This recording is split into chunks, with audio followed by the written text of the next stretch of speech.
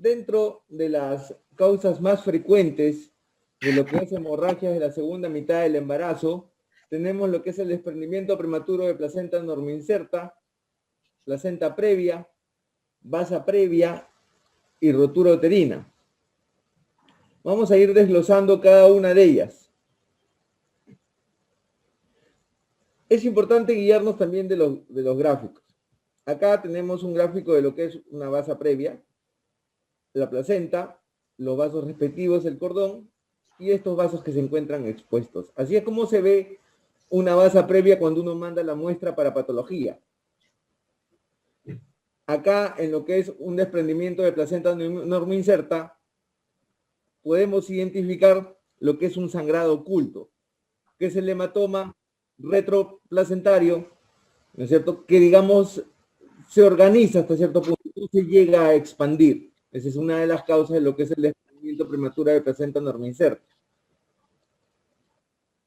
Y acá tenemos también lo que es ya un gráfico, no una patología, de lo que es una vasa previa. Los vasos entre la placenta y el cordón que se antepone a la cabeza del bebé, estando cercano a lo que es el orificio cervical interno o el cuello.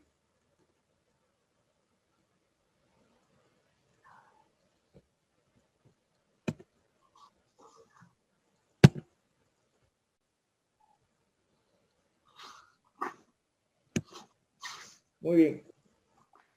Vamos a empezar conversando acerca de lo que es placenta previa.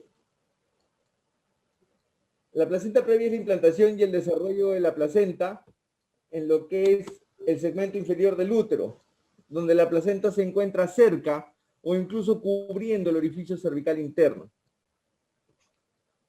La placenta previa se caracteriza por comprometer la vida de la madre, no solamente la del feto. Es una patología de la segunda mitad del embarazo, digamos que junto con desprendimiento de placenta normoinserta, pero principalmente placenta previa, la más frecuente. Nosotros vamos a ir teniendo claro y definiendo conforme vamos avanzando en la clase los tipos de placenta de previa que hay y las diferencias que hay en cuanto a placenta de inserción baja, porque hay que tener los conceptos claros de eso. La mayoría de las placentas previas no tienen una etiología específica. Sin embargo, hay pacientes que se encuentran, digamos, mayormente predisponentes para presentar placenta previa en las gestaciones, como son pacientes que ya tienen cesáreas anteriores o cirugías de útero, como las miomectomías. Hay una principal predisposición de los pacientes que tienen cicatrices uterinas para presentar placenta previa en la gestación, así como aquellos pacientes que también tienen múltiples legrados, y eso genera cicatrices internas a nivel del endometrio que también favorece la presentación de la placenta previa en estos pacientes cuando logran salir gestando. Igual pasa con las multíparas y también con gestaciones con placentas de gran tamaño, o también es frecuente encontrar placenta previa en embarazos múltiples.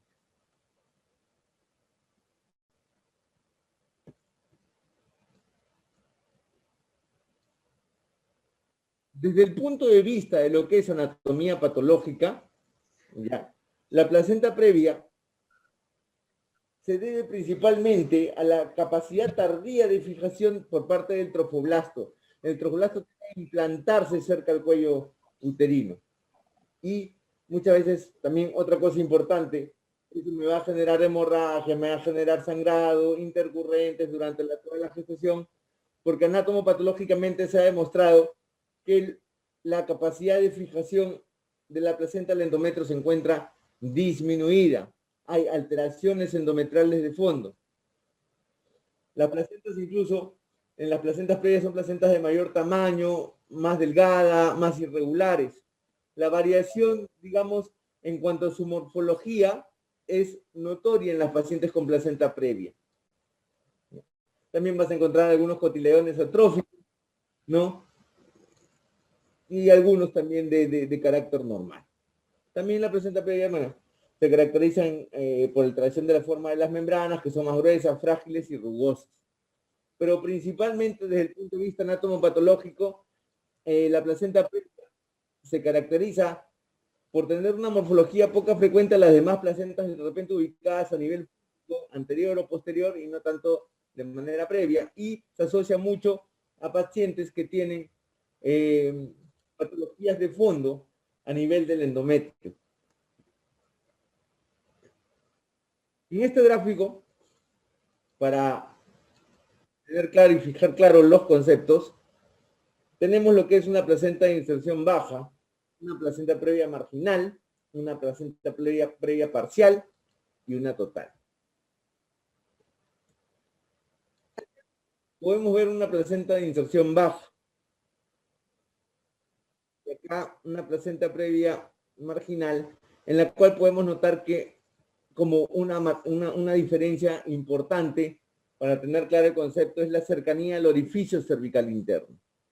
La cercanía que ofrece la placenta de inserción baja al OSI es mayor que lo que ofrece la placenta previa marginal al OSI. Entonces, doctor, ¿y cómo yo hago la diferencia? Mediante un criterio placenta que se encuentra a más de 20 milímetros, que viene a ser 2 centímetros de distancia del OSI, se cataloga como placenta de inserción baja. Quiere decir que yo hago la ecografía a la paciente y le encuentro una distancia de la placenta al OSI de 24 milímetros, lo catalogamos como placenta de inserción baja, la distancia de acá a acá. Y en cuanto a una placenta previa marginal, medimos y encontramos 15 milímetros, placenta previa marginal. Placenta previa parcial, acá ya vemos que es diferente. La placenta está tapando el OSI, no en su totalidad, pero ya lo tapa. Lo que no pasaba con la placenta previa marginal. Está cercana, pegado al OSI. Menos de 20 milímetros de distancia entre la placenta y el OSI. Pero en la parcial ya lo tapa, no en su totalidad, pero ya lo llega a tapar. Y la placenta previa total, como podemos ver, cubre y ocluye todo el OSI. ¿Por qué es importante hacer un diagnóstico oportuno de lo que es la placenta previa? Porque si nosotros damos chance vaginal o intentamos un parto vaginal con una paciente, por ejemplo, con una placenta previa marginal, una inserción baja, y este OSI, este cuello empieza a dilatar, a abrirse, se va a encontrar con la placenta en la dilatación y va a acabar desencadenando una hemorragia y comprometer la vida de la madre y el feto.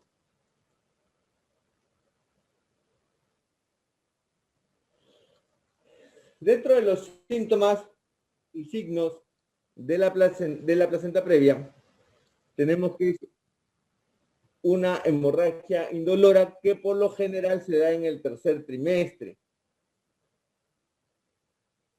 El diagnóstico de placenta previa se hace principalmente ya como tal, a partir de las 28 semanas se presenta en el tercer trimestre, es un inicio del sangrado sin aviso y sin dolor. Muchas veces cede espontáneamente, es intercurrente, obvio. Conforme avanza la gestación, mayor la hemorragia. Pero también mejora el pronóstico de vida del feto si se actúa oportunamente. En la placenta implantada cerca del orificio cervical interno, la hemorragia por lo general aparece en el inicio del parto. Pero en las placentas, por ejemplo, de inserción baja, uno se puede, si no hace adecuadamente y oportunamente el diagnóstico, uno se puede encontrar con la hemorragia cuando ya adquiere un importante, por ejemplo, 6, 7 centímetros de dilatación, y ya te vas a encontrar con la placenta dentro del canal del parto, porque el cuello ya dilató. Y se relaciona, bueno, mucho con la placenta acreta, por lo general. ¿Por qué?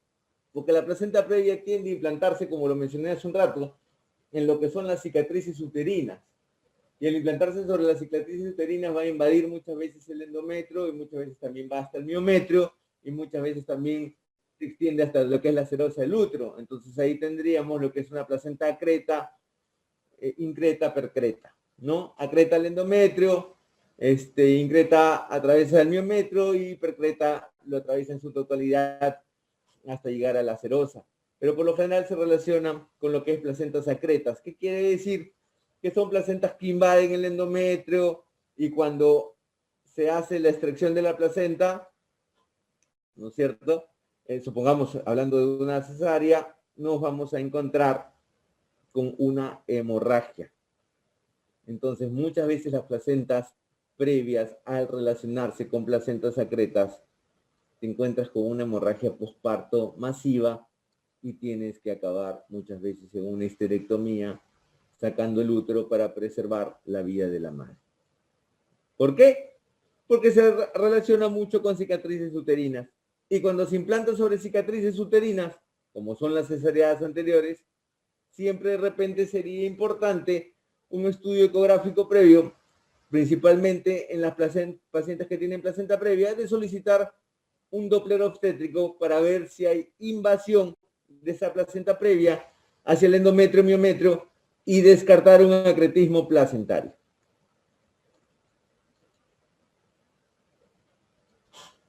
Dentro de las características de placenta previa, tenemos que la hemorragia, como ya lo mencioné hace un ratito, es indolora, ¿no? Es un sangrado rojo, de magnitud variable, repetitivo, comienzo agudo. Generalmente el sangrado es recurrente, repetitivo, entre 24 y 28 semanas, pero también se presentan a las 30 y tantas, ¿no? Hacia el final de la gestación, ¿no? Donde el pronóstico de vida del feto aumenta, ya que es un feto generalmente al estar pegado a 36, 37 semanas, digamos que el pulmón va a responder un poco más que tener una placenta previa con una hemorragia masiva con 25, 26 semanas, el pronóstico fetal es bajo.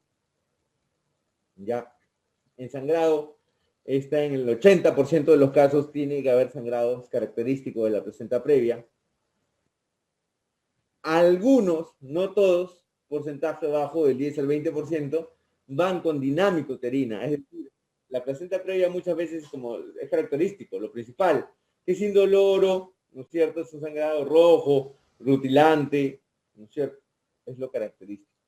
Pero un 10 a 20% de esos pacientes van junto, cuando presentan la hemorragia, con contracciones uterinas, con dinámica uterina. Y muchas veces el sangrado cede controlando esa dinámica uterina.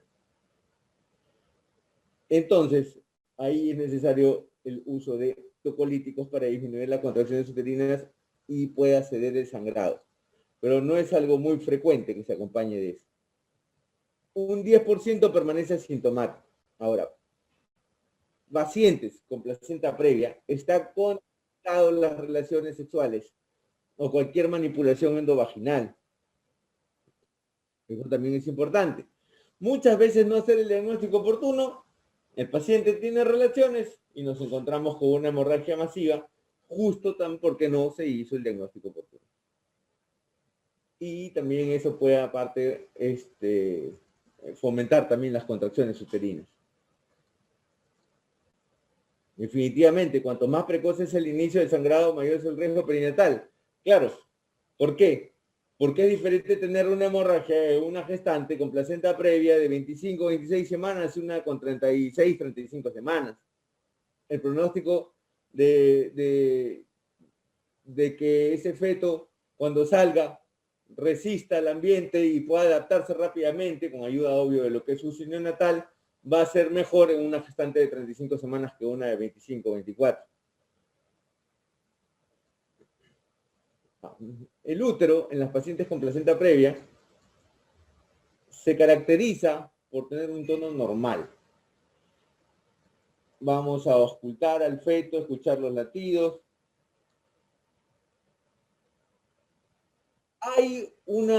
Se puede realizar una especuloscopía, se puede, ¿ya? Para ver la procedencia del sangrado.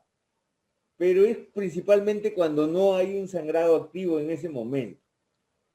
¿Qué estoy diciendo? Si yo tengo un paciente con placenta previa, ya como diagnóstico, y viene por la emergencia diciéndome que ha sangrado 1 hora, una cantidad determinada de, no sé, 10 centímetros cúbicos, y que en el momento que está viniendo ya no evidencia sangrado, lo ideal es evitar la especuloscopía. Hospitalizarla para que haga un reposo, observarla, hidratarla, un control ecográfico. Mayor situación no se hace.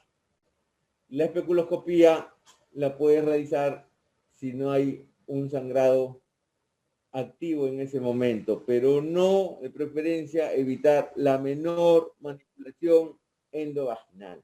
El tacto vaginal está contraindicado, porque en el tacto uno tiende ya a mover el cuello.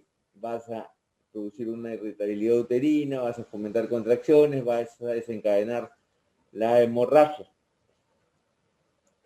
Motivo, una vez más, por lo que vuelvo a repetir, el diagnóstico oportuno de las pacientes con placenta previa es importante para evitar después tomar conductas que están contraindicadas en este tipo de pacientes. El diagnóstico se hace por una historia clínica adecuada, mediante la ecografía. Prácticamente el 98% de los casos son diagnosticados vía ecográfica, ¿no? Mediante una ecografía transvaginal. Generalmente, principalmente en el segundo trimestre, donde uno ya debe estar haciendo el diagnóstico, pero el diagnóstico definitivo no lo hace a partir de las 28 semanas. ¿Por qué? Porque en el segundo trimestre el útero tiende a aumentar de tamaño y muchas veces se aleja la placenta del orificio cervical interno, sube y se aleja. Esa espera es más validera para pacientes con placenta previa marginal o placenta de inserción baja, que están relativamente cerca al cuello, y conforme aumenta el tamaño del útero en el segundo trimestre, la placenta se aleja del OSI.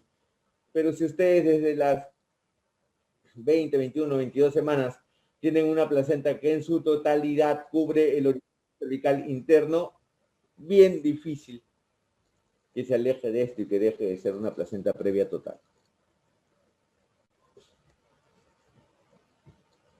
Por ejemplo, este es el cuello, este es el corte sagital del útero, este es el orificio cervical interno, orificio cervical externo. De acá a acá es el cuello. El promedio de medida de un cuello es de 3.5 a 4 centímetros. Entonces tenemos acá el cuello en su totalidad y vemos cómo al OSI llega la placenta. Este sería una placenta previa parcial, porque me cubre el OSI, no en su totalidad, pero llega a cubrirlo. No es inserción baja porque no está a más de 2 centímetros. Ya. No es marginal porque tampoco está a menos de 2 centímetros, está sobre el OSI, pero no en su totalidad. Si yo viera que esta placenta estuviera así, como un arco, por decirlo de alguna manera, y que me tapa el OSI, yo lo catalogaría como una placenta previa total.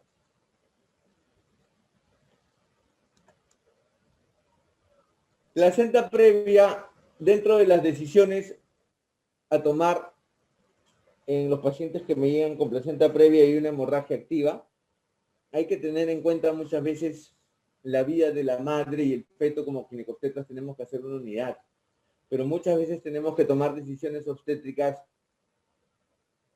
en cuanto a la vida de la madre, valiéndonos del tiempo gestacional que tenga el feto. Si el feto es prematuro, no hay una indicación para el parto, podemos esperar. Si la placenta estuviera con una hemorragia masiva y tuviera 24 o 23 semanas, sabemos que el pronóstico de vida del feto es bajo y muchas veces tenemos que culminar la gestación principalmente por preservar la vida de la madre. Por lo general, en las placentas previas, con 26, 27 semanas, el feto no se va a encontrar con una madurez pulmonar determinada y el pronóstico de vida es muy bajo. En pacientes en trabajo de parto, la intención, mientras que no hay un sangrado activo y sea escaso, es tocolizar, frenar las contracciones, poner corticoide para madurar el pulmón del bebé y tratar de frenar las contracciones y el sangrado lo más que se pueda, buscando que ganar tiempo gestacional y cumplir con el plazo para que el corticoide haga efecto y genere una madurez pulmonar en el feto que me permita sacarlo sin mayor problema y pueda responder al medio ambiente. Muchas veces la hemorragia es tan copiosa que exige el parto a pesar de la inmadurez del feto. Ojo, lo principal, la hemodinámica del paciente. Ante un sangrado o una hemorragia, hay que valorar la hemodinámica del paciente para poder tomar decisiones. Si tomamos una decisión quirúrgica, tomamos una decisión expectante. Si yo tengo un paciente que se me está chocando, que se me está estabilizando y que hay un sangrado activo, inmediatamente lo que tengo que tratar de hacer yo es compensar la hemodinámica, pasarle volumen para que me pueda resistir la cirugía. Si de por sí ya este paciente está sangrando vía vaginal una cantidad considerable, me va a sangrar también con la cesárea. Ese es un error que muchas veces se comete en este tipo de hemorragias de la segunda mitad del embarazo, que se entra inmediatamente a sala, que es verdad, pero esto tiene que ser un manejo multidisciplinario e inmediato, el ir pasando volumen mientras que el paciente pasa a sala, para evitar que se me descompense y me tolere la cirugía, porque yo lo voy a sumar más sangrado al que tiene ya de por sí con la patología que es la placenta previa. Una paciente que se va placenta previa se va a hospitalizar para una conducta expectante, reposo absoluto, ponerle su vía. Así no esté sangrando, el paciente siempre debe estar hospitalizado con una vía. Muchas veces es difícil canalizar una vía en un paciente chocado. Hay que valorar la cantidad de sangrado vaginal, la reposición de sangre si fuera necesario. Eso es importantísimo. Hacer los análisis de rutina, el perfil de coagulación. Acuérdense que pacientes con hemorragia se van a consumir los factores de coagulación y después va a ser un poco difícil hacerle hemostasia porque pueden llegar hasta un CID, a una coagulación intravascular diseminada, producto del consumo de todos los factores de coagulación, y muchas veces no me va a poder cohibir el sangrado ni hacerse la hemostasia correcta durante la cirugía. Hay que evitar las contracciones uterinas, como les mencioné anteriormente. Para eso se utilizan uteroinhibidores o tocolíticos, ¿no? Y si fuera prematuro, menos de 34 semanas, dar corticoide para madurar el pulmón del bebé. Y según el estado en el que se encuentre la paciente, se valorará la culminación de la gestación y según la cantidad de sangrado en ese momento. Ahora vamos a hablar de otra de las causas frecuentes también de lo que es la hemorragia de la segunda mitad del embarazo, como es el desprendimiento prematuro de placenta. El desprendimiento prematuro de placenta no inserta, conocido también como abrupto placentario. Este gráfico es importante. Esta es la placenta. El cordón que sale de esta y va al feto. Y es una placenta que estaba pegada a esta zona, al fondo uterino.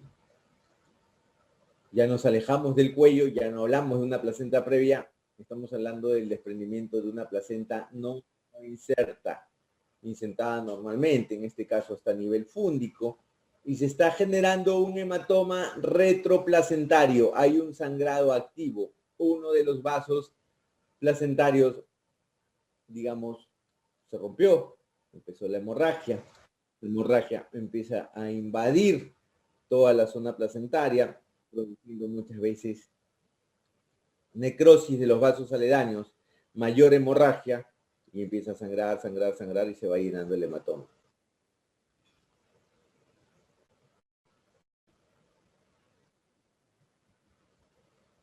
Como concepto, el desprendimiento prematuro de placenta normoinserta es la separación parcial o total de la placenta normalmente inserta.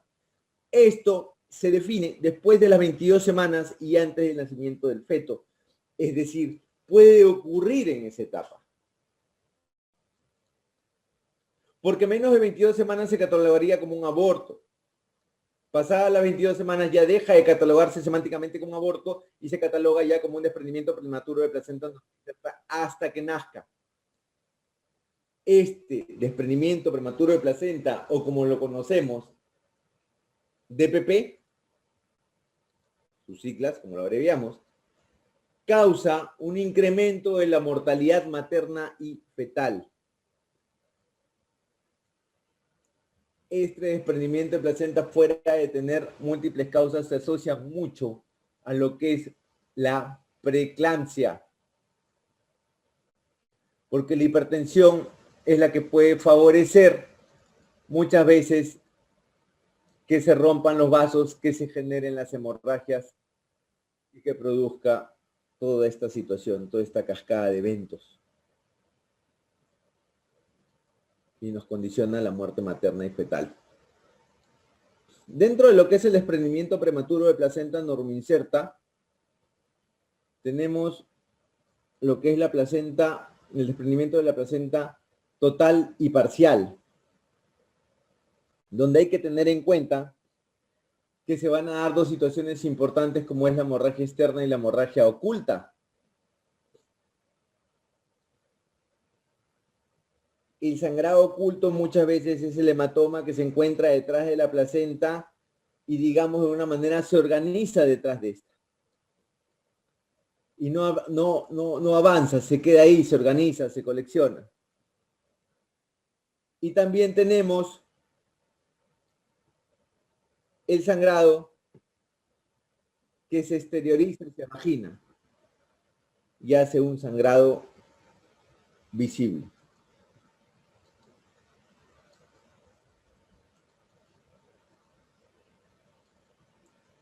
El desprendimiento prematuro de placenta aproximadamente se da en 1% de los partos. Son el 30% de hemorragias en la segunda mitad del embarazo. Tiene una incidencia de 1 en 200 a 300 y sus formas severas 1 en 500 a 750. En formas severas se refieren a aquellas pacientes que llegaron a un útero de Cuvelier, que lo vamos a ver después, que acabó en histerectomía y algunos incluso hasta en muerte materna. La mortalidad materna es el 5% y la mortalidad fetal puede llegar hasta un 80%. Digamos que desde que se te presenta el DPP, desde que un paciente entra al nosocomio, tienes hasta un promedio de 7 a 8 minutos para culminar la gestación y sacar al feto. El 70% ocurre, como les dije, va a estar muy relacionado con lo que es trastornos hipertensivos del embarazo, principalmente la preeclampsia.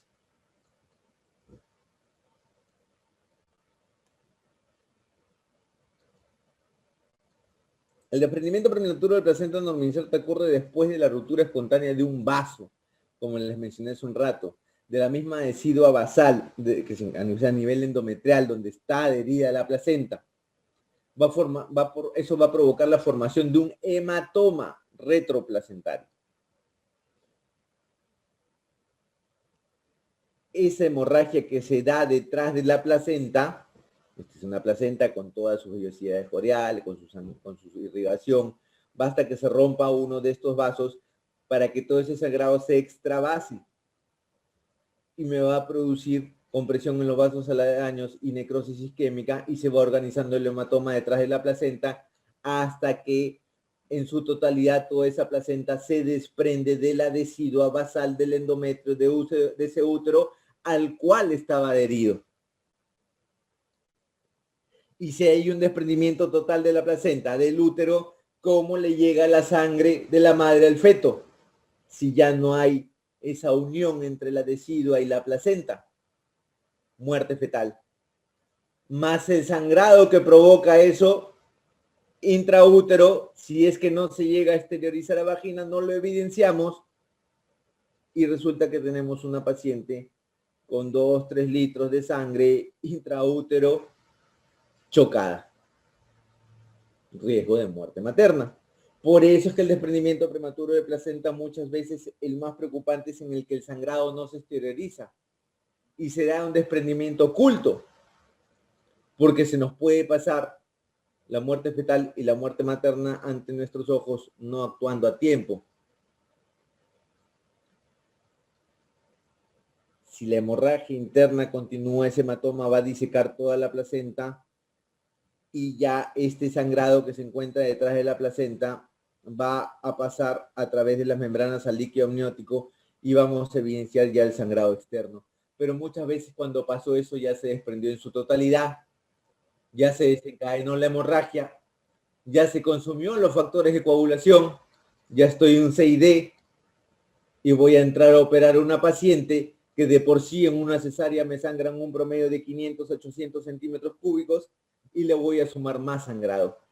Entonces inmediatamente necesito un trabajo multidisciplinario con banco de sangre, pedirle plasma fresco, crioprecipitados, todo para evitar el CID y me pueda responder a la cirugía y no haya la muerte materna. Muchas veces hay que actuar así después de que ya se dio la muerte fetal para evitar la muerte materna. Y como les mencioné hace un rato, es la foto del útero de Cuvelier.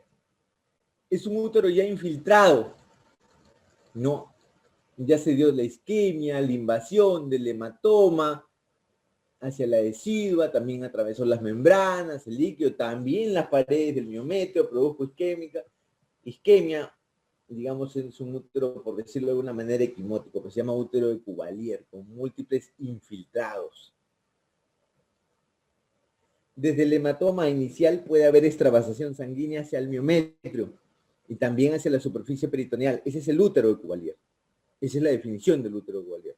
La extravasación sanguínea hacia el miometrio y la superficie peritoneal, producto de un hematoma que se dio en un desprendimiento de placenta.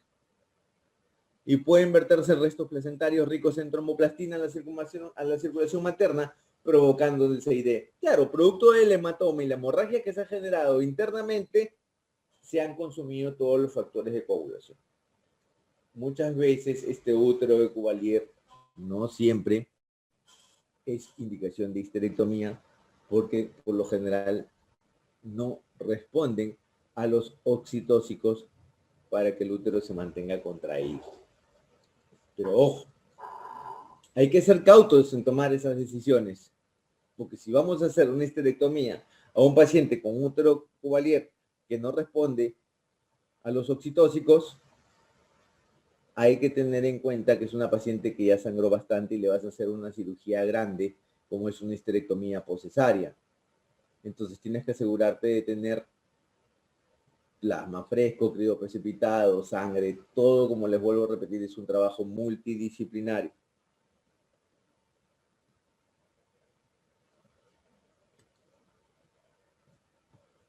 Este es un útero de Cuvelier, pero que ha respondido a los oxitóxicos, por eso se ve contraído, o muchas veces cuando no responde es todo flácido, como un chicle, por decirlo de alguna manera, y quiere decir que está condicionando la hemorragia.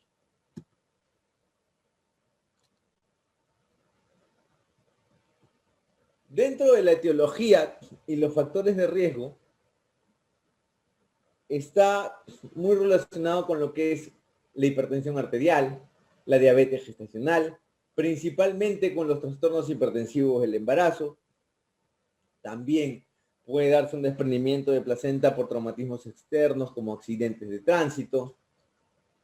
También en cordones cortos o circulares cortos en una paciente que se está intentando un parto vaginal y al final se puede dar en el momento del expulsivo, por lo general, el desprendimiento de placenta, producto del cordón corto y del circular corto, por lesiones endometriales, entre pacientes con problemas de fertilidad, operadas de pólipos endometriales, cirugías endometriales, cirugías uterinas pueden favorecer este desprendimiento. En la edad materna, mujeres añosas, desde el punto de vista obstétrico, multiparidad, asociaciones familiares, raza, ruptura prematura de membranas y parto prematuro puede relacionarse con el DPP, tabaquismo, antecedentes de desprendimientos de placentas normoinsertas previos en ese paciente, deficiencias, de ácido fólico, vitamina C, A, calcio y proteína, se relaciona, pero no hay una evidencia científica contundente en cuanto a eso.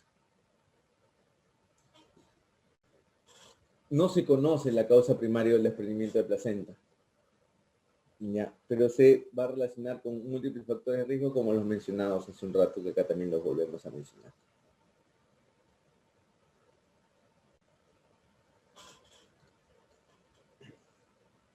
¿Cómo hacemos el diagnóstico? El diagnóstico del desprendimiento de placenta es clínico. Si de la placenta previa muchas veces lo relacionamos con el ecográfico, con el 98% para el diagnóstico, acá en el desprendimiento de placenta normoinserta, el diagnóstico es clínico. Muchas veces la hemorragia externa que vamos a ver, ya que digamos que se está dando el hematoma retroplacentario, pero el sangrado se encuentra igual dentro del útero, detrás de la placenta, no va a guardar una relación contundente con el estado general de la paciente. Muchas veces hay sí un dolor uterino, la paciente se queja de un dolor uterino intenso, producto de la hipertonía que está en el útero, de la contracción severa del útero, y eso lo hace intolerable. Es un útero duro, doloroso, leñoso, le decimos. ¿No? Entonces la paciente viene con sangrado, un sangrado normal, no se ve como una hemorragia porque la mayoría de sangrado se está dando dentro del útero, no es evidenciable necesariamente, ¿ya? Y se quejan de mucho dolor.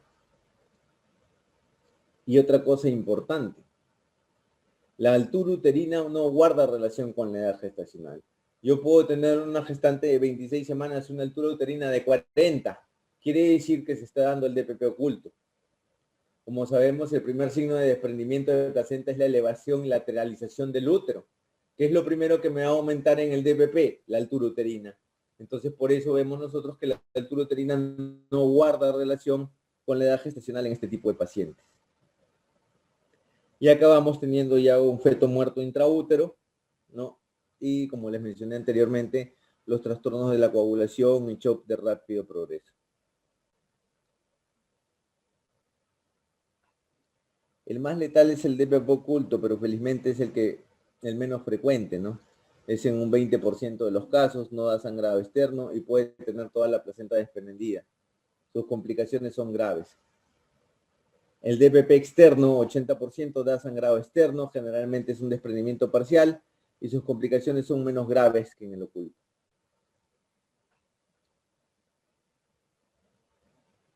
Los hallazgos negativos en la ecografía no excluyen un desprendimiento de placenta potencialmente fatal. La ecografía no es acá el examen. Acá el diagnóstico es clínico. Muchas veces pretendemos que la ecografía nos dé el diagnóstico y perdemos tiempo. Y acuérdense que en este paciente hay que actuar de inmediato. Entonces no podemos estar nosotros perdiendo tiempo en un paciente que se nos está chocando, pidiendo exámenes auxiliares que no nos van a dar el diagnóstico al 100% ni se considera como un criterio indispensable. Tiene una utilidad limitada para el DPP. El diagnóstico es clínico. Dentro de las medidas generales de manejo,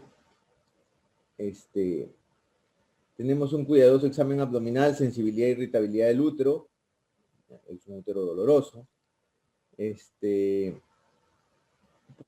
Hacer uso de la especuloscopía para determinar si es un sangrado local propio del cuello. Por lo general no se hace, porque va relacionado mucho a lo que es hipertonía y el paciente no se deja prácticamente evaluar porque el dolor es... Hay que controlar la hemorragia, la hipovolemia. Hay que hacer una monitorización fetal importante, determinar si el feto está vivo o no. Eso es importantísimo. Muchas veces la hemorragia interna es tan masiva y va avanzando tan rápido que la demora es crucial en este tipo de casos. Y llegó el paciente por emergencia, le escuchamos latidos y nos demoramos 15, 20 minutos en que entra a la sala y acabamos sacando un bebé muerto. Por eso les dije que desde que se hace el diagnóstico tienes un promedio de 8 a 9 minutos para culminar la gestación en este tipo de patologías. Se hace una monitorización materna, hemoglobina, hematocrito, perfil de coagulación, se trata el shock, se gestiona la cama de UCI, porque por lo general son pacientes que van a ser politransfundidas y sabemos que la politransfusión es un criterio ya de UCI, de por sí, ¿no es cierto? También hay trastornos de la coagulación producto del shock hipovolémico, principalmente el CID. ¿Qué es lo que debemos de hacer en este tipo de pacientes? Como les presenté el caso en lo que era la placenta previa. El volumen, compensarlo. No podemos dejar que nuestro medio interno se vaya para abajo. Tenemos que tratar de mantenerla lo más hemodinámicamente estable posible. Muchas veces es canalizar 1 o 2 vías con catéteres gruesos, tener la sangre lista, en estos casos, ojo, la hipovolemia muchas veces no la estimamos adecuadamente, porque el sangrado externo que se da no es abundante y todo el sangrado se encuentra dentro, por detrás de la placenta y a través de las membranas en el líquido amniótico y hasta esperar que eso se esterilice. Principalmente la no estimación adecuada de la hipovolemia nos viene en los DPPs ocultos. Hay que preparar plasma fresco, ¿no es cierto?, para evitar la coagulopatía por hemodilución, y el aporte de oxígeno es importantísimo. Con feto vivo, feto muerto, hay que tomar las medidas generales adecuadas. La intención siempre es que el parto en este tipo de patología sea vaginal, si el paciente es estable hemodinámicamente. No nos olvidemos que muchas veces estos DPPs acaban con útero de Cuvalier, con atonía uterina, la cirugía de una cesárea y una histerectomía. Y es mejor en ese tipo de situaciones manejarlo en sala. Contar con un banco de sangre adecuado. Si no tienen un banco de sangre adecuado, no se metan a atender una preeclampsia en el sitio donde se encuentren. Si durante la inducción se incrementa el sangrado y empeora el cuadro clínico, se realizará una cesárea. La amniotomía o romper las membranas para ver el color del líquido, solo si el cuello de la paciente lo permite, si está dilatado y lo facilita, si no, no tendría ningún sentido. Las complicaciones del DPP, el shock, el CID, básicamente, y el útero de Cuvalier que no responde a oxitóxicos porque acabará en una histerectomía tal y como se los he mencionado, ¿no? Y bueno, en aquellos pacientes que acaban en una hemorragia masiva y no tenemos un banco de sangre adecuado que nos permita compensar ese problema, va a acabar dañando la hemorragia otros órganos, como son el riñón y la hipófisis materna. Todo esto, el riñón y la hipófisis, y acaban haciendo muchas veces un síndrome de Chihan, todo eso es por la hemorragia masiva. Bueno, vamos a continuar ahora, que es vasa previa. La ruptura de lo que es una vasa previa.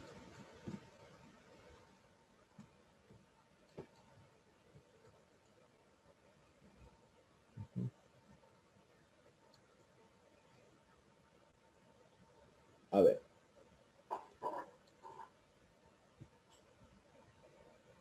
Estos son los vasos que se encuentran entre la placenta y el cordón. Por eso se llama vasa previa. Y no están protegidas por la gelatina de Wharton del cordón. Son vasos expuestos. Y que muchas veces estos vasos expuestos se anteponen a la cabeza del bebé y se encuentran también aledaños al cuello y por lo tanto las membranas. Entonces, son vasos expuestos, no cubiertos por la gelatina de Wharton del cuello, que se anteponen a la cabeza del bebé y pegados al OSI. Y que muchas veces cuando dilata el OSI y se rompen las membranas, se desata la hemorragia y no nos da chance a salvar al feto. A la madre actuando rápido, sí, pero el feto por lo general no. Es una condición de alto riesgo obstétrico en la cual los vasos fetales o placentarios cruzan el segmento uterino por debajo de la presentación.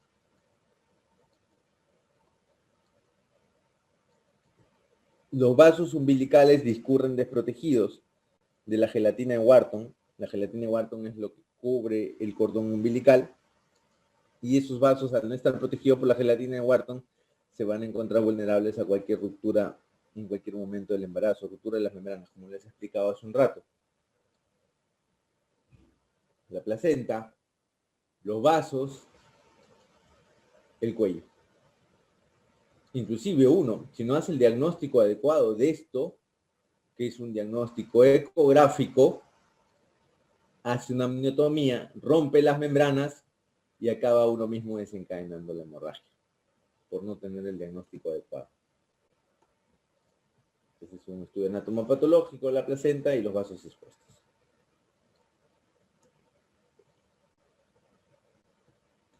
Tenemos dos tipos de vasa previa, la 1 y la 2. Este es el tipo de vaso previa 1, donde es el cordón, los vasos, la placenta. O sea, debería ser la placenta y de frente el cordón y todo cubierto por la gelatina de Wharton. Pero no, la placenta, los vasos expuestos no cubiertos por la gelatina de Wharton y el cordón. Y estos vasos pegados al OSI por delante de la cabeza fetal. No hay forma de que fuera un parto normal y si pasa inadvertido y no se hace el diagnóstico adecuado, cuando se rompan las membranas o dilate el cuello se va a desencadenar la hemorragia. Y esta es la vasa previa tipo 2, que muchas veces dentro de la misma placenta, por eso llamamos placenta bilobulada, hay una comunicación entre ambas por estos vasos, ya que también se encuentran desprotegidos y por delante de los un lóbulo placentario, vasos, la continuación de la placenta o el segundo lóbulo placentario. Entonces, como vemos, la vasa previa se puede dar en la misma placenta bilobulada. Aquí está el cordón, cubierto con su gelatina de Wharton. Llega acá a la placenta, pero resulta que tiene otro lóbulo de la placenta por acá y vasos que lo comunican. Vasa previa. El tipo 1, cordón, placenta y vasos. Una sola placenta, no hay otro lóbulo placentario, pero resulta que el cordón en su parte inicial no cubría mediante su gelatina de Wharton estos vasos. El diagnóstico ecográfico, el Doppler, a partir de las 11 a 14 semanas es el diagnóstico. Y aquí está, claro, el cuello, pones el Doppler y te encuentras con un vaso pegado al cuello. Y tienes el diagnóstico de vasa previa. Entonces, evitar la mayor manipulación vaginal posible. El diagnóstico a tiempo oportuno antenatal es de vital importancia para evitar las desgracias y la mortalidad fetal. Se hace el diagnóstico antenatal y por lo tanto no hay forma de parto normal en estos casos. Se planifica una cesárea electiva entre 36 semanas es lo ideal, ¿no?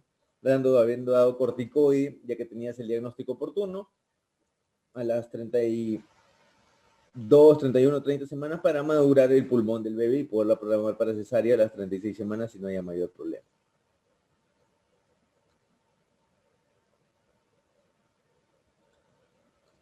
Bueno, ahora vamos a pasar a otra de las causas importantes de lo que es la hemorragia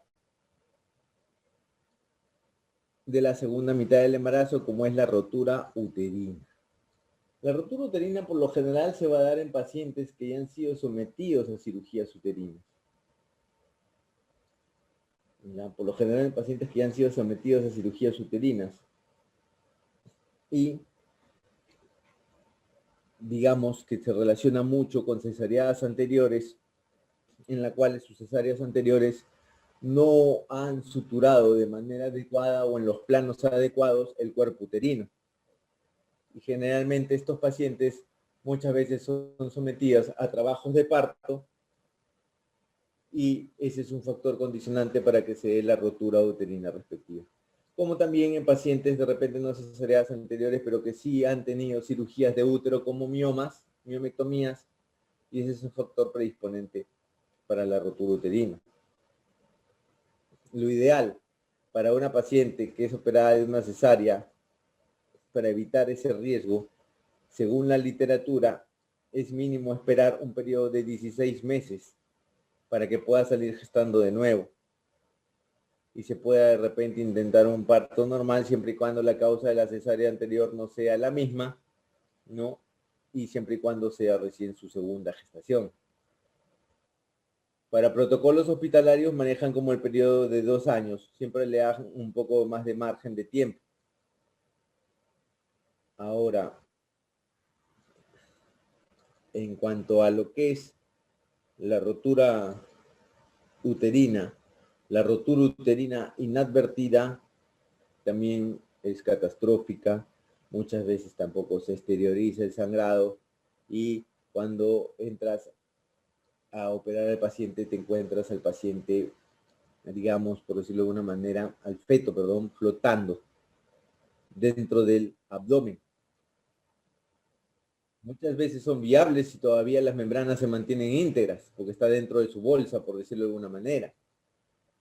Pero si también están rotas las membranas, vas a encontrar feto muerto y paciente chocada y sangrado uterino masivo en el interior. Es un accidente que puede producirse durante el embarazo o más frecuentemente durante el parto. Claro, el útero se va a romper en un trabajo de parto y va a tener grave repercusión sobre la madre y el feto.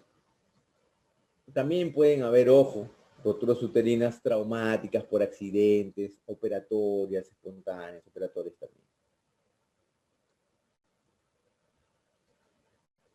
Hay ruptura uterina completa y ruptura uterina incompleta. Completa es una ruptura de todo el grosor de la pared uterina en comunicación con la cavidad abdominal. Y la incompleta abarca toda la pared uterina, pero no hay comunicación directa con la cavidad abdominal. El peritoneo permanece íntegro. Ojo. En pacientes con cesárea anterior, la ruptura uterina completa es la separación de la antigua incisión con ruptura de las membranas fetales. En la dehiscencia de la sutura o ruptura incompleta, hay una separación de la antigua incisión preservando las membranas fetales íntegras. Acá podemos ver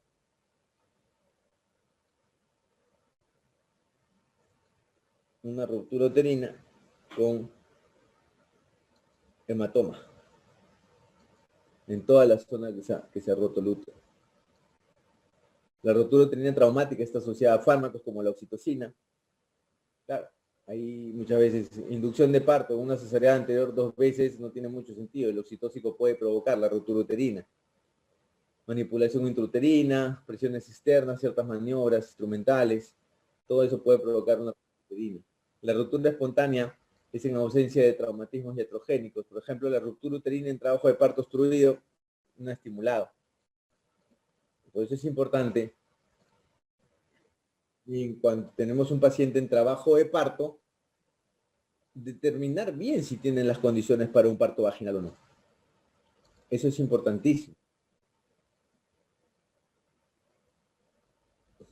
Los factores de riesgo para la ruptura uterina son la cirugía uterina previa, la gran multiparidad de grados uterinos repetidos, malas situaciones o presentaciones, feto muerto, edad avanzada, anomalías congénitas, infecciones uterinas previas.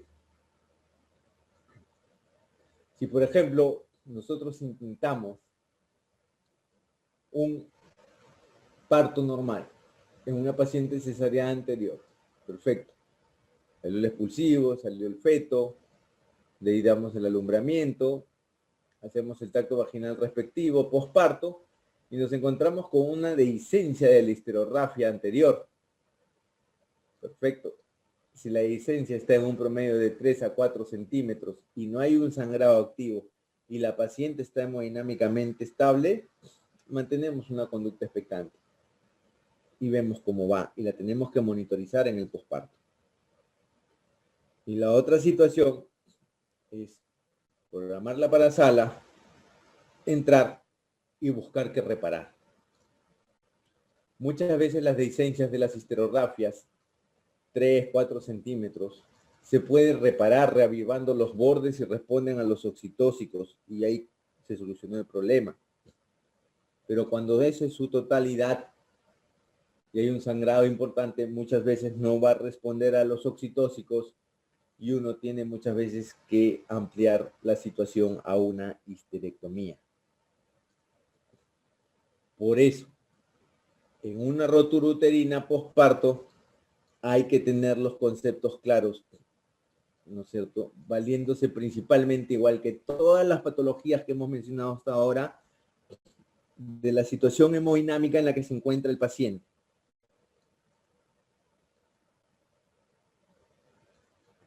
Otros factores de riesgo importantes son los traumatismos externos en el caso de accidentes de tránsito, mal uso de oxitóxicos o el famoso misoprostol, que son las prostaglandinas, Muchas veces pretendemos dar el misoprostol un octavito y partimos la pastilla de 200 microgramos en octavos y le damos al paciente. Y muchas veces algunos lo hacen hasta incluso haciendo cesáreas anteriores.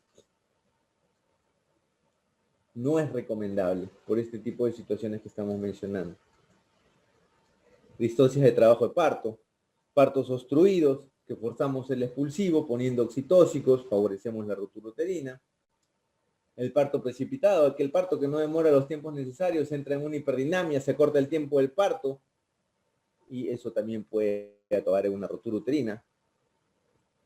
La sobredistensión uterina, en el caso de los gemelares o macrosómicos.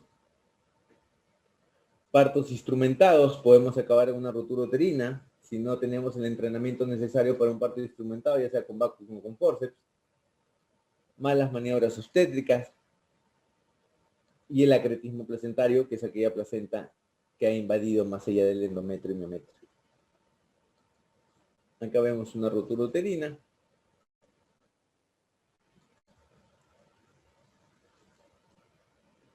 La ruptura inminente principalmente se asocia a contracciones uterinas intensas, abdomen doloroso, distensión del segmento uterino, el anillo de Bandt se tensa, ¿no es cierto? El ligamento redondo también se tensa.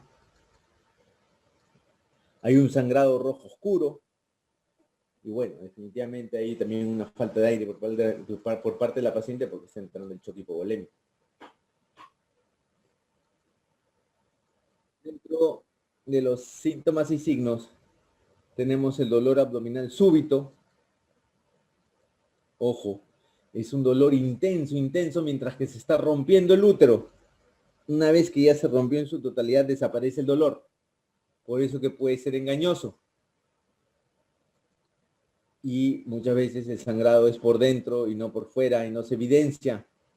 Es importante una historia clínica correcta y ver los antecedentes obstétricos de esa paciente. Hemorragia vaginal o hematuria, signos maternos de choque hipovolémico, partes fetales palpables bajo la pared abdominal. Eso lo van a ver cuando hagan sus maniobras de Leopold y van a percibir eso más claro. Ausencia de latidos cardíacos fetales. ¿No? Hay inmovilidad fetal, la paciente refiere que el bebé no se mueve. Y bueno, una bradicardia fetal, ¿no?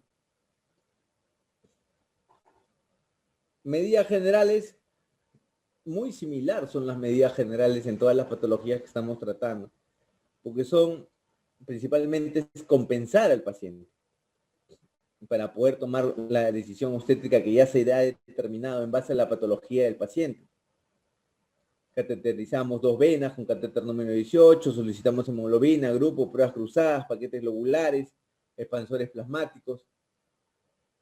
Y si no estamos en un centro de capacidad resolutiva adecuado, se refiere al paciente. Si se sospecha de una rotura uterina, inmediatamente programarlo por una cesárea de emergencia. Si hay riesgo de vida de la madre, se procede a la histerectomía. Como les dije, en algunos casos muchas veces se repara la rotura uterina, reavivando bordes previamente y responde a los oxitóxicos, no hay mayor problema. Pero si esto no ocurriera, tienes que ampliar todo a una histerectomía. ¿Ya? Si no hay riesgo de la vida y la mujer desea aún tener más hijos, se puede solo, como les dije, solo solucionar el desgaste. Todo lo que es la hemorragia segunda mitad del embarazo, principalmente, antes de tomar una decisión obstétrica, una cesárea, en el caso de la paciente previa de emergencia, de repente según el tiempo gestacional dándole más prioridad a la madre que al feto, en el caso de un desprendimiento de placenta, por preservar la vida de la madre y el feto juntos, la rotura uterina. Si repasamos la rotura y la afrontamos o tomamos la decisión de una histerectomía, el diagnóstico oportuno de la base previa, en todas estas patologías, si nos encontramos con la hemorragia activa y masiva, para tener un orden, funciones vitales, compensarlo hemodinámicamente, abrir 2, 3 vías, pasarle cloruro, hemacel, volumen. Eso es lo que tienen que hacer. Y gestionar las órdenes respectivas a banco de sangre. Si tuvieran en su serum pacientes cesárea anterior 2 veces, preeclampsias, antecedentes de cesáreas de fetos prematuros, abortadoras recurrentes con legrados múltiples, todas esas situaciones no se compliquen si están en un centro puesto de salud que no presenta la capacidad resolutiva necesaria, porque me ha pasado a mí pacientes que muchas veces no querían acudir ni siquiera a sus controles prenatales y tampoco querían que los derive al sitio de mayor capacidad resolutiva para que sea atendido su parto.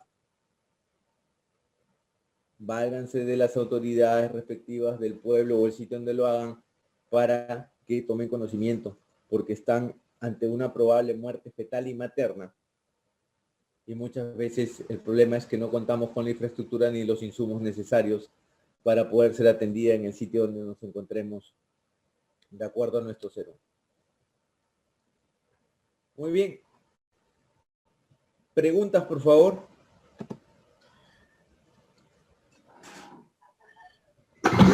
Doctor Castro, en el chat tenemos una pregunta, le voy a leer, doctor. A ver, doctor. La Segura pregunta.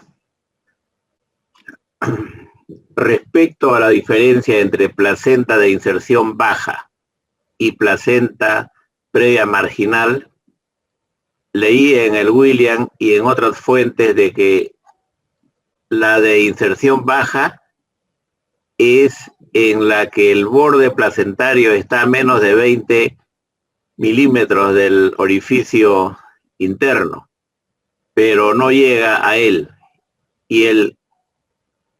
y que la marginal es en la que el borde llega a OSI, pero no lo cubre. Es decir, ambas estarían a menos de 20 milímetros del OSI.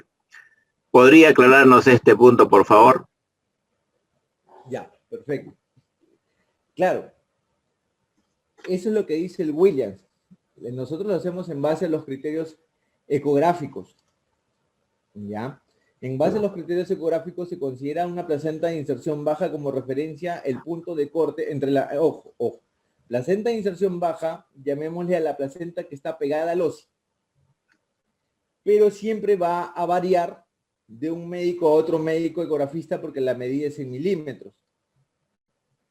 Si yo pongo a 22 milímetros del OSI, está más de 20 milímetros. ¿Estamos? Entonces voy a dejar de poner placenta de inserción baja. ¿Estamos? De ahí va la paciente a otro médico ecografista y le pone 20 milímetros y lo va a catalogar como placenta de inserción baja. ¿Estamos? ¿A qué quiero llegar yo con esta situación?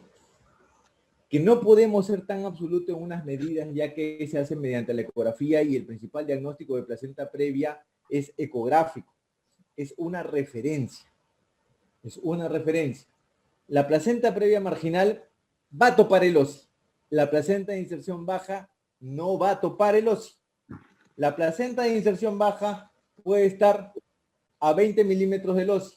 La placenta marginal va a tocar el OSI, pero puede cubrir en todo su totalidad o solamente parcial. Hasta ahí estamos. Entonces, cuando me ponen eso, es importante leer el informe y no guiarnos de la conclusión que me pongan placenta de inserción baja o marginal, no. Guiarnos de la medida.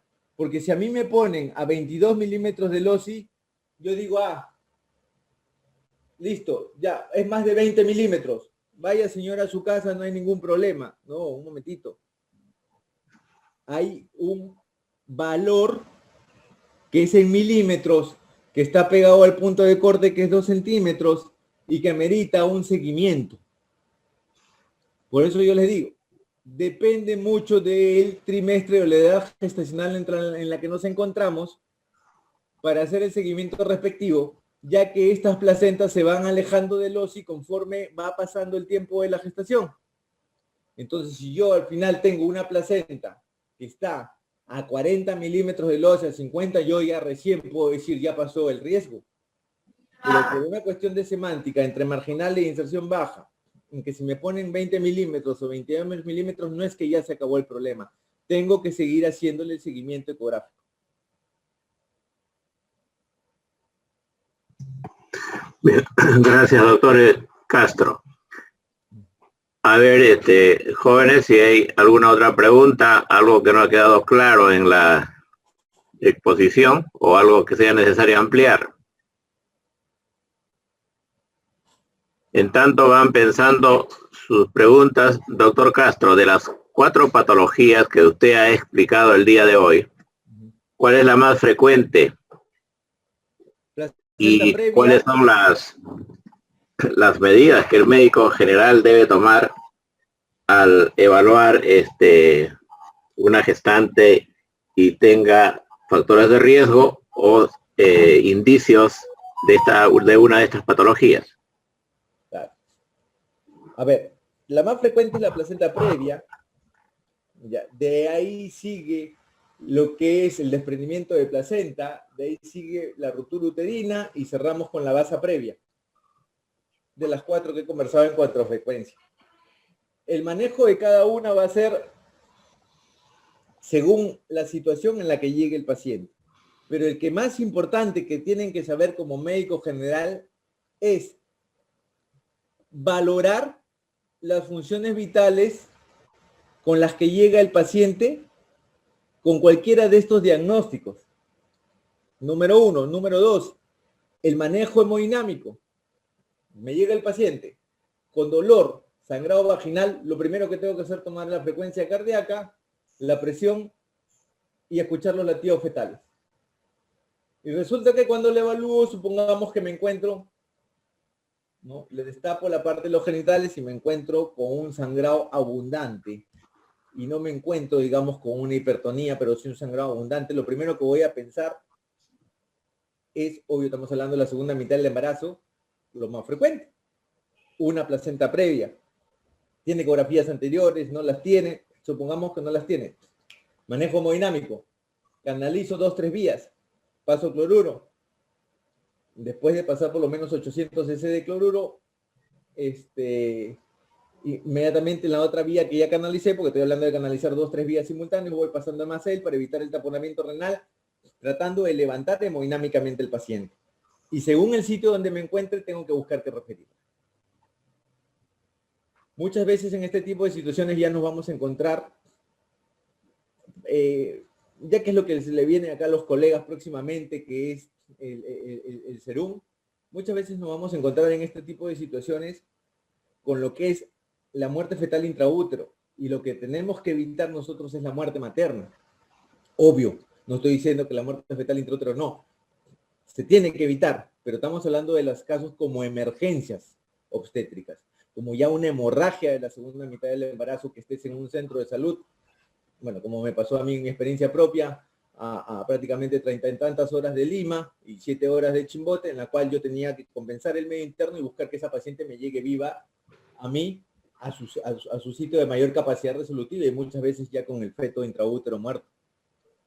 Ya, para ordenarnos, funciones vitales, compensarla hemodinámicamente y buscar qué referirle. Bien, doctor Castro, un médico general egresado de la Facultad de Medicina de la Universidad San Martín de Porres se encuentra laborando en un centro de salud, en un servicio de primer nivel en los alrededores de Lima. Recibe una gestante de 37 semanas con sangrado profuso, contracciones uterinas y sangra profusamente. Desde el punto de vista médico, ¿cuáles son las acciones que el médico en su centro de salud debe tener?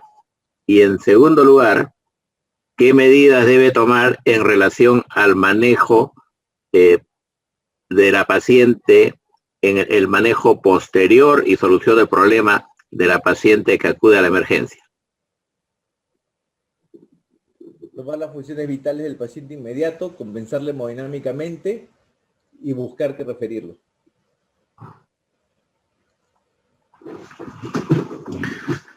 Referirlo porque no tiene las condiciones, sin embargo, si tiene la posibilidad de garantizarle una buena vía, es importante, ¿no? Así es. El médico, como no tiene mucha experiencia,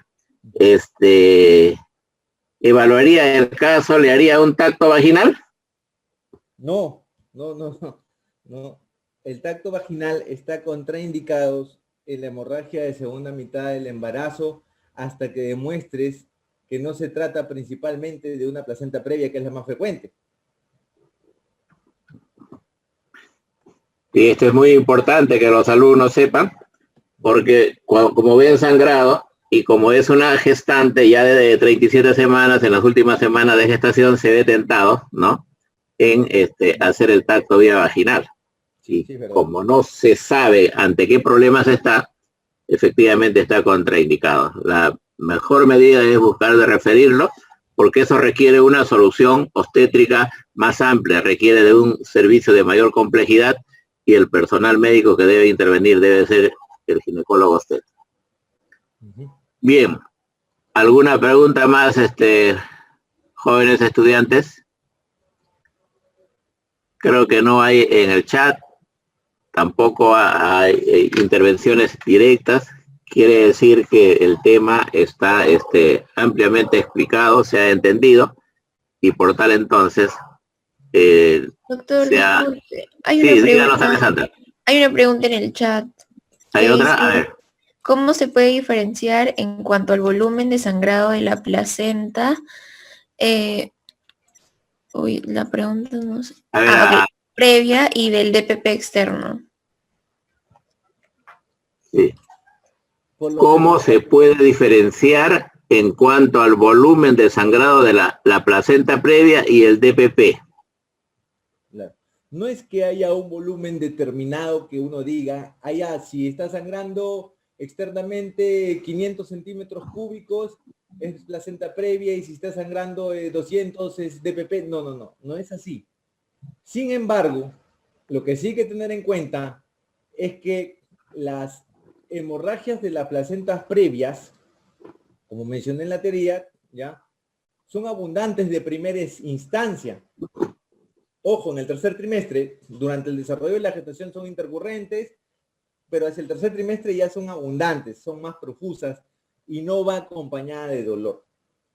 En el caso de los DPPs o del desprendimiento de placenta normoinserta, va con dolor intenso, producto de la hipertonía de la contracción uterina, y muchas veces no se valora el sangrado porque en hacerse externo o en exteriorizarse demora, porque muchas veces se empieza a dar detrás de la placenta, atraviesa las membranas, filtra líquido amniótico y después recién se exterioriza vía vaginal.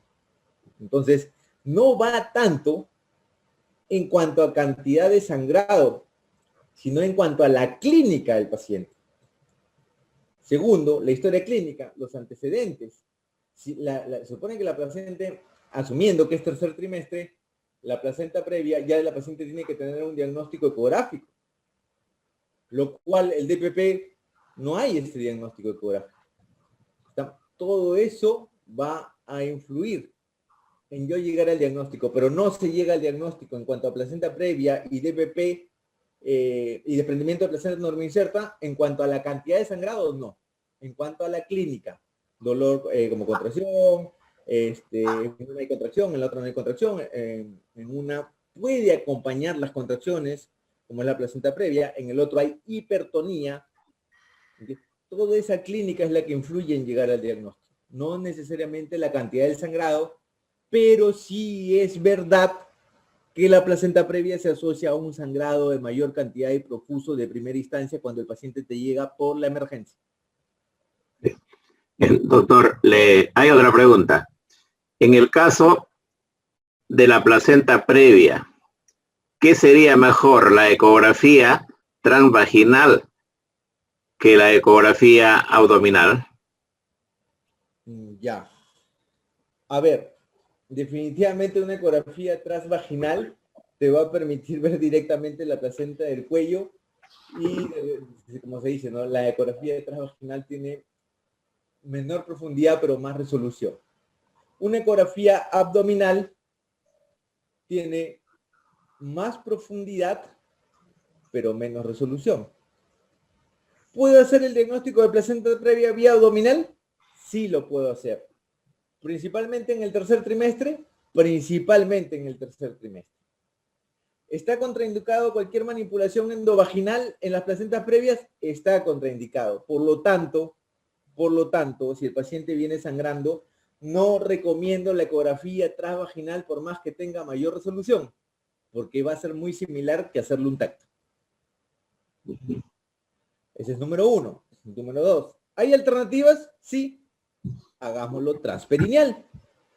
Porque desde el periné, echando bastante gel, el ultrasonido te va a permitir ver de repente el cuello. Y le estás sumando una alternativa a tu eco abdominal. Correcto. Correcto, doctor Castro, con esta explicación y a no existir más preguntas, queremos Doctor, disculpe otra vez. Hay una pregunta más arriba que no leímos. De A ver, Lourdes Lara, que dice, doctor, ¿en cuánto porcentaje aumenta en riesgo el diagnóstico de placenta previa en relación con desprendimiento prematuro de placenta? ¿Cuáles son los criterios ecográficos de desprendimiento de placenta? Ya, a ver. No hay criterios ecográficos de desprendimiento de placenta, ya que el diagnóstico de placenta, o sea, ojo, protocolizado, les voy a dar estas dos opiniones. El diagnóstico de desprendimiento de placenta es clínico. Si quieres o pretendes diagnosticar un desprendimiento de placenta por ecografía, digamos que solo lo vas a poder ver en las pacientes con placentas posteriores. Pacientes con placentas anteriores, muchas veces la ecografía tiene sus limitaciones y no te permite ver esos hematomas retroplacentarios. Estamos. Segundo, si vas a hacer en una paciente que sospechas un hematoma retroplacentario, una ecografía, es porque asumes que ese hematoma ya se ha autolimitado y se ha controlado, como pasa muchas veces con algunos hematomas retroplacentarios, principalmente en el segundo trimestre.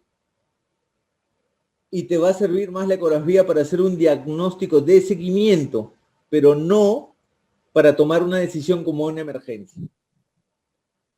Resumen o conclusión.